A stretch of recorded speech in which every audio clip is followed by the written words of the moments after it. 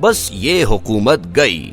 M Q M قدیم کے زمانے میں پارٹی کے قائد Altaf Hussain East India company کی طرح لندن میں ہوتے تھے اور پارٹی پاکستان میں۔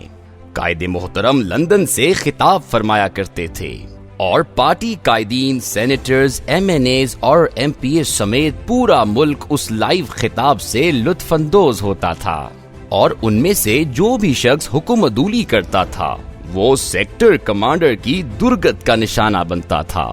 پارٹی کی انتہائی سینئر اور قابل احترام قیادت تک اس عظیم مرمت کا نشانہ بنی۔ میڈیا میں سے بھی کسی چینل میں الطاف حسین کی تقریر نہ دکھانے کی ہمت نہیں تھی، لہٰذا وہ تماشا لائیو پوری قوم کو دکھایا اور سنایا جاتا تھا، اور جو چینل انکار کرتا تھا یا درمیان میں اشتہار چلانے کی غلطی کر بیٹھتا تھا اس کے دفتر پر حملہ ہو جاتا تھا۔ پارٹی نے کس کے ساتھ اتحاد بنانا ہے اور کب اس اتحاد سے نکلنا ہے، کب سڑکیں اور شہر بند کرنا ہے، یہ فیصلہ بھی الطاف حسین کرتے تھے، اور کسی کو دم مارنے کی جرت نہیں ہوتی تھی۔ قائد اپنے سینئر وزراء، رابطہ کمیٹی کے ارکان اور گورنر سندھ ڈاکٹر عشرت العباد کو اکثر لندن بلا لیتے تھے۔ یہ لوگ جھک کر قائد کو ملتے تھے۔ قائد ان کے کندھے پر تھپکی دیتا تھا، ان کے سر پر ہاتھ پھیرتا تھا اور پھر انہیں فرش پر بٹھا دیتا تھا، اور پھر یہ تصویریں میڈیا کو ریلیز کر دی جاتی تھیں۔ قائد اپنے ایم این ایز کو اشارہ کرتا تھا اور یہ پارلیمنٹ ہاؤس کے سامنے کھڑے ہو کر پورے شریف خاندان کو گالیاں دے دیتے تھے۔ یہ سلسلہ اگست 2016 تک ایم کیو ایم قدیم کے ایم کیو ایم پاکستان بننے تک جاری رہا، یہاں تک کہ الطاف حسین پر پابندی لگ گئی اور پارٹی 3-4 گروپوں میں تقسیم ہو کر نفیس ہو گئی۔ آپ اب اس صورتحال کو میاں نواز شریف اور نون لیگ کے ساتھ کمپیئر کر کے دیکھیں۔ پارٹی کے تا حیات قائد نے 10 مئی کو اپنے وزیر اعظم اور سینئر وزراء کو لندن طلب کیا، اور یہ تمام لوگ 12 گھنٹے کے نوٹس پر لندن حاضر ہو گئے۔ وزیر اعظم جھک کر قائد سے ملے، قائد نے اپنے وزیر اعظم کو تھپکی دی اور تصاویر میڈیا کو ریلیز کر دی گئیں۔ یہ یقیناً چھوٹے بھائی کا بڑے بھائی سے محبت کا اظہار ہوگا، لیکن اس محبت کو میڈیا میں ریلیز کرنے کی کیا ضرورت تھی؟ روپیہ اور stock exchange free for all تھی۔ روپیہ روزانہ 3 روپے گر رہا تھا، سٹاک ایکسچینج 3 دن میں 2500 پوائنٹس نیچے آ گئی۔ ملک میں حکومت جا رہی ہے جیسی سنسنی پھیل گئی۔ آصف علی زرداری پریس کانفرنس پر مجبور ہو گئے۔ اتحادیوں نے ایک دوسرے سے کانا پھوسی شروع کر دی۔ سفارتکار حیرانی سے دائیں بائیں دیکھنے لگے اور پارٹی گھبراہٹ میں میڈیا سے غائب ہو گئی۔ لیکن لندن میں 3 دن تک میٹنگز پر میٹنگز چلتی رہیں، اور ہر میٹنگ سے پہلے سینئر ترین قائدین سے حلف لیا جا رہا تھا۔ اس ایکسرسائز کا مقصد کیا تھا؟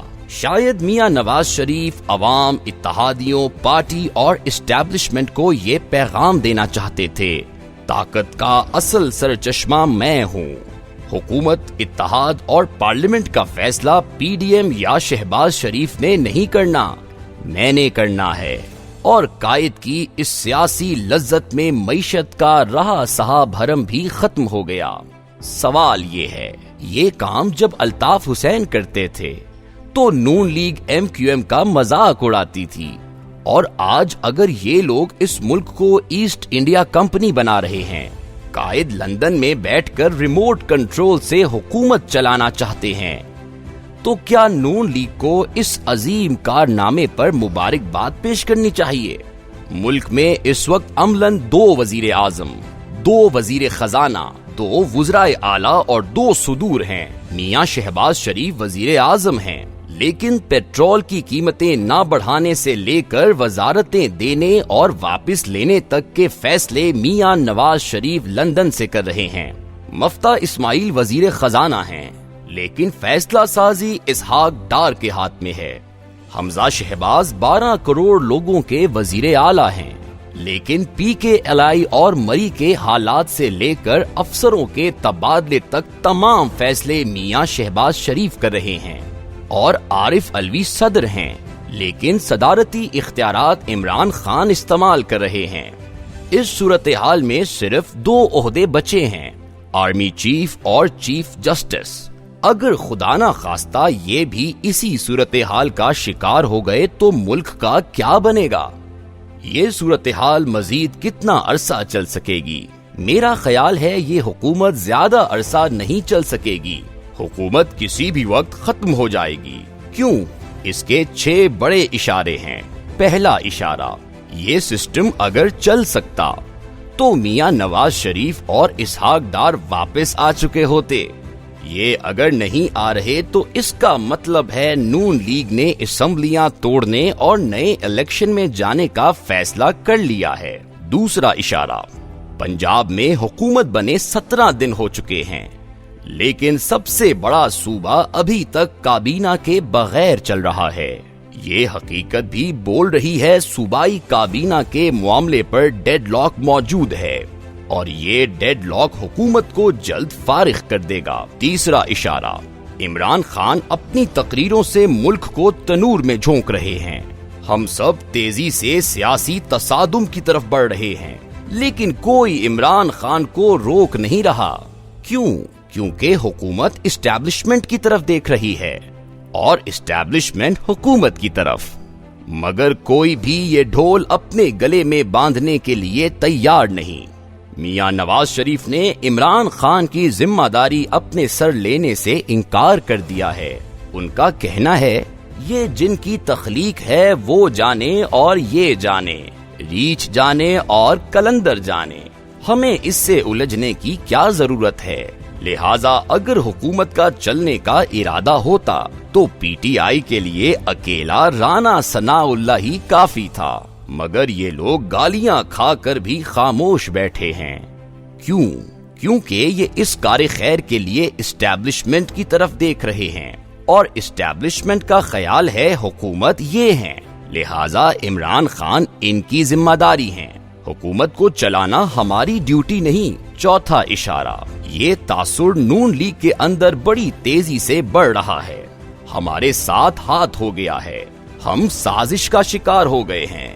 یہ لوگ اب کھلے عام کہہ رہے ہیں، ہم پر پہلے کیس بنا کر ہمیں بدنام کیا گیا، اور اب ہماری سیاسی ساکھ کا جنازہ بھی نکال دیا گیا۔ عمران خان حکومت جب مکمل طور پر ناکام ہو گئی تو اسے نکال کر ہیرو بنا دیا گیا، اور پھر ہمارا سر چٹان کے نیچے دے دیا گیا۔ یہ لوگ ان 3 ٹیلی ویژن چینلز کا نام بھی لیتے ہیں جو دن رات عمران خان کو کوریج دے رہے ہیں۔ ان کا کہنا ہے یہ چینل ریاست کے زیر اثر ہیں، ریاست انہیں کیوں نہیں روک رہی؟ یہ پی ٹی آئی کے ان ایم این ایز کا حوالہ بھی دیتے ہیں جو ریاست کے امیدوار ہیں۔ یہ لوگ آج بھی پی ٹی آئی میں کیوں ہیں، اور یہ عمران خان کے ایجنڈے کا جھنڈا اٹھا کر کیوں پھر رہے ہیں؟ کیا اس کا مطلب یہ نہیں عمران خان کو ہیرو بنایا جا رہا ہے اور 10 سیاسی جماعتوں کی قبر کھودی جا رہی ہے؟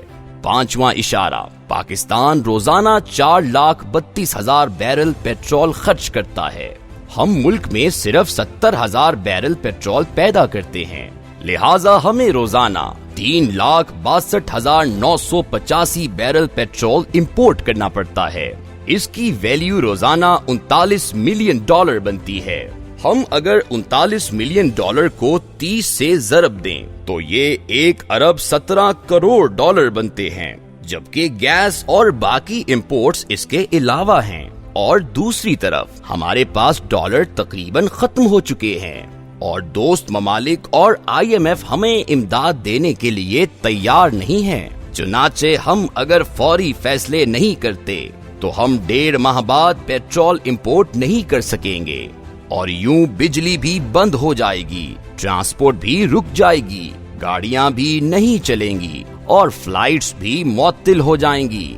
ہمارے پاس بچنے کا ایک ہی حل ہے، ہم پیٹرول کی قیمتیں بڑھائیں اور آئی ایم ایف سے مذاکرات کریں، لیکن نون لیگ اس غیر مقبول فیصلے کا بوجھ اٹھانے کے لیے تیار نہیں۔ یہ چاہتی ہے یہ فیصلے تمام اتحادی مل کر کریں، اکٹھی پریس کانفرنس میں کریں۔ اور چھٹا اور آخری اشارہ، اتحادی وزارتوں کو انجوائے کر رہے ہیں لیکن یہ حکومت کو ڈیفینڈ کرنے کے لیے تیار نہیں ہیں۔ نون لیگ خود کو کلوزیم میں بھوکے شیروں کے درمیان اکیلا محسوس کر رہی ہے، لہٰذا میاں نواز شریف نے حکومت کے خاتمے اور نئے الیکشن کی طرف جانے کا فیصلہ کر لیا ہے۔ میرا ذاتی خیال ہے یہ سسٹم 1-2 ہفتوں سے زیادہ نہیں چل سکے گا۔